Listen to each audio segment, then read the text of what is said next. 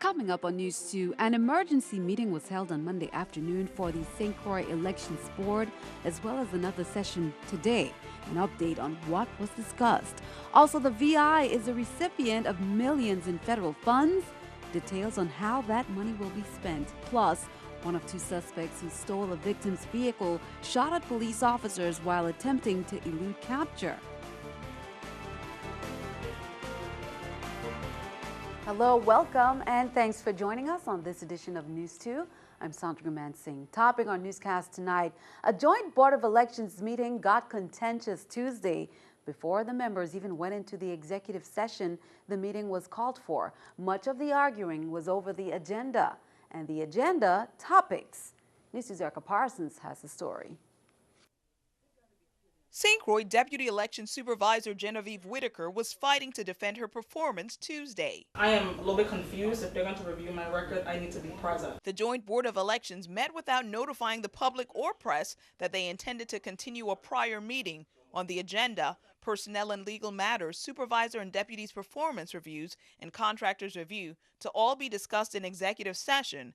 Board member Adelbert Bryan voted to allow Deputy Supervisor Whitaker to remain, but a majority of the board voted against it. For them to discuss anything outside of rules really made me nervous, because I'm thinking, how can they review my record without me actually, for one, receiving a rating from my supervisor? She has not rated me. News 2 has obtained a copy of an email sent by Election Supervisor Carolyn Fox to both deputies outlining her concerns over their personalities and complaints she said she received. Fox suggested self-evaluations for the two to make sure they're a good fit for the agency. Fox declines to comment, but Whitaker in a letter said she has not gotten a performance review since she began. That start date was October 15th. Her policy has been to put together like a task list that she sends to me and Ms. Barbell. The last time she sent a task list was on February 5th of 2014. The deputy supervisor's concern is that she's not being judged fairly, given the email she received back in December. But just based on my interaction with the supervisor, I don't see how she will give me a good evaluation. Erica Parsons, News 2. Now, St. Thomas District Deputy Supervisor Neferdeja Barbell has been on leave by her own choice since August. Even though the territory is still looking at a budget shortfall, some relief came down from the federal government, as we reported. In 2011, an audit was done on a local government agency, and it turned out to be a blessing because the final result is millions of dollars for the territory, plus details on another federal grant. News 2's April Knight has more. Healthcare in the territory is getting a much-needed boost. On Monday, the government revealed that it's expecting more than $19 million from the federal government, and the monies would be funneled to benefit hospitals and healthcare agencies. The $19 million windfall is the product of an extensive audit of the VI Medical Assistance Program covering several years. This is a process that has been going on in place for at least 2 years and probably closer to 3. The audit was just completed recently. Upon the completion, it was determined that the Virgin Islands had this additional almost $20 million. On Friday, Governor John DeYoung submitted a proposal to the legislature breaking down how the administration thinks the $19 million should be allocated. The majority of money be used within the affordable health care world, between the hospitals, the clinics, Department of Health and Human Services, and then the remainder being used for some very critically needed projects within Human Services. $5 million would go to Hualui Hospital on St. Croix, another $5 million to Schneider Hospital on St. Thomas, $1.5 million to the Department of Health, $500,000 total to federally recognized healthcare centers, and almost $8 million to the Department of Human Services. Each of these entities will be breaking down their shares to fund critical programs and aspects of their operations. This is just one of several initiatives that the administration has been working on to bring additional resources into the territory. Healthcare in the territory will also benefit from another federal grant, $3 million from the Department of Interior that would go to infrastructure. But not just for hospitals. This money would also go to improving schools, a correctional facility,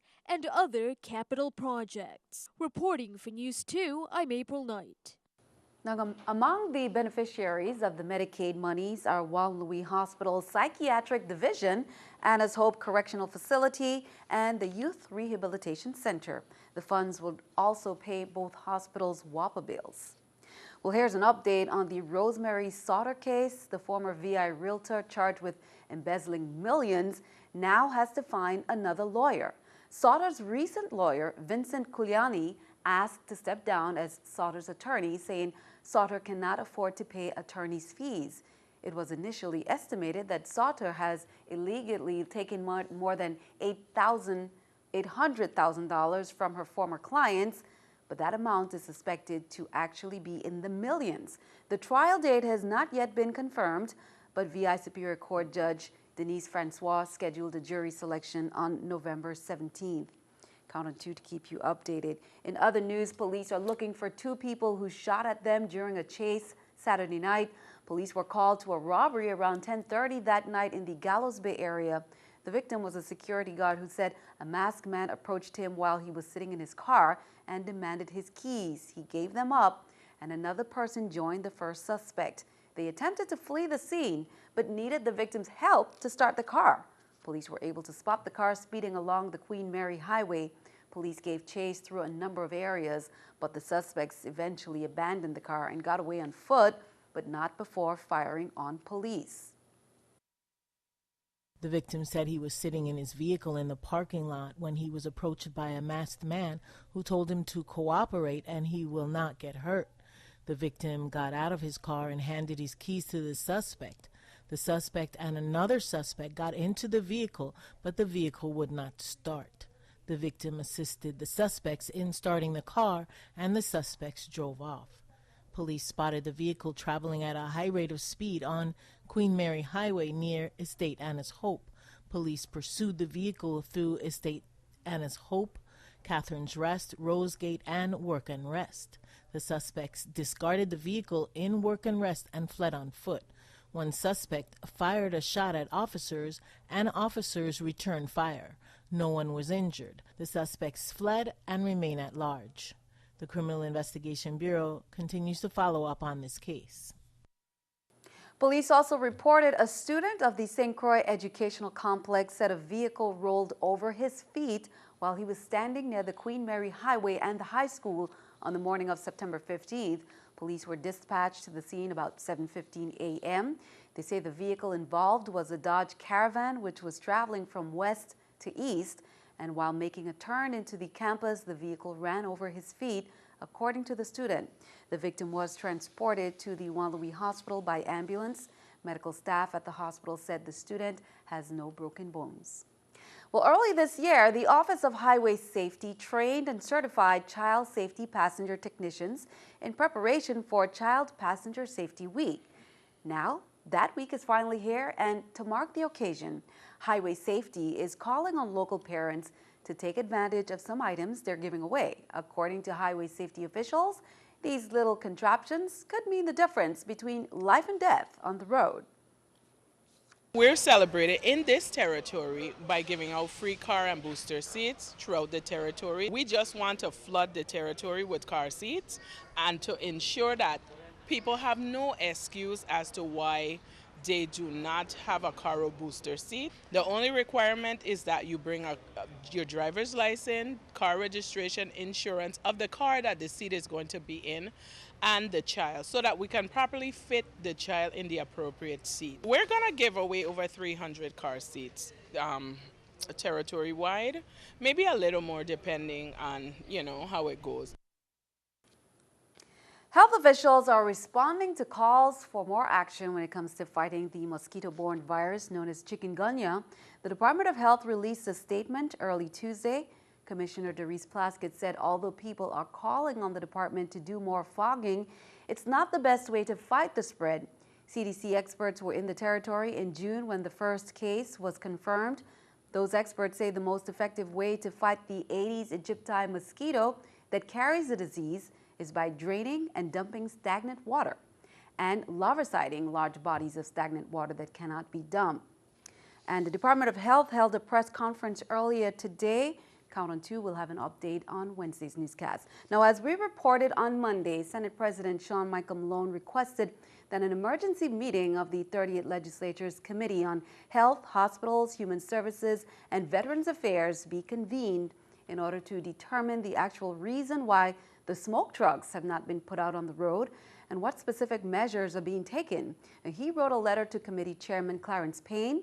Senator Payne confirmed the meeting will be held on Friday, September 19th at the Legislative Hall in St. Thomas. They have invited the Department of Health, the clinics, the hospital members, and the meeting is open to the public as well. We decided that based on the public outcry for information, for a better understanding, and for some direction as far as what is going on with the chikungunya virus that's going around, it was very important that the legislature step forward and hold a public hearing for the general public.